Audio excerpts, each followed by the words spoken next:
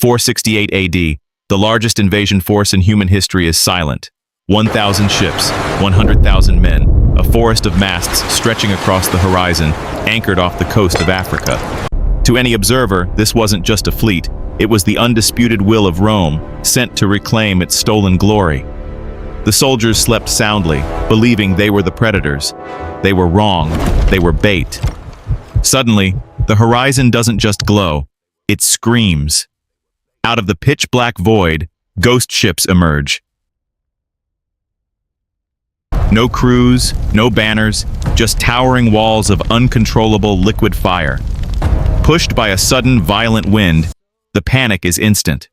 It's a domino effect of death. Because the Roman fleet is anchored in a tight, massive formation, wood splinters.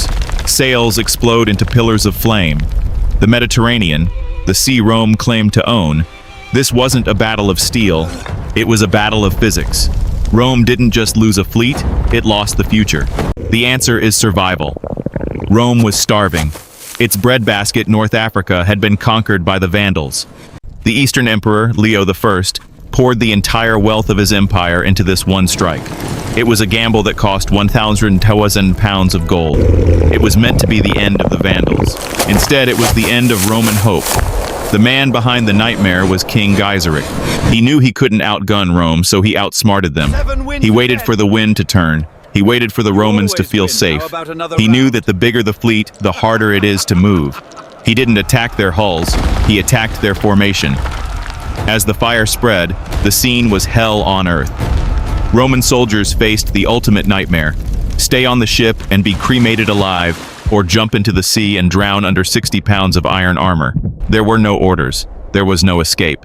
By sunrise, the greatest armada ever built was a blackened graveyard of floating ash. The aftermath was total. The Roman treasury was bankrupt. The Western Empire was left defenseless, spinning toward its final collapse. The Vandals didn't just win a war, they broke the Roman spine.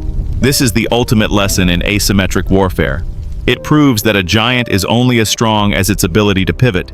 Rome didn't lose because they were weak. They lost because they were certain. And in the darkness of Cape Bon, certainty became a death sentence.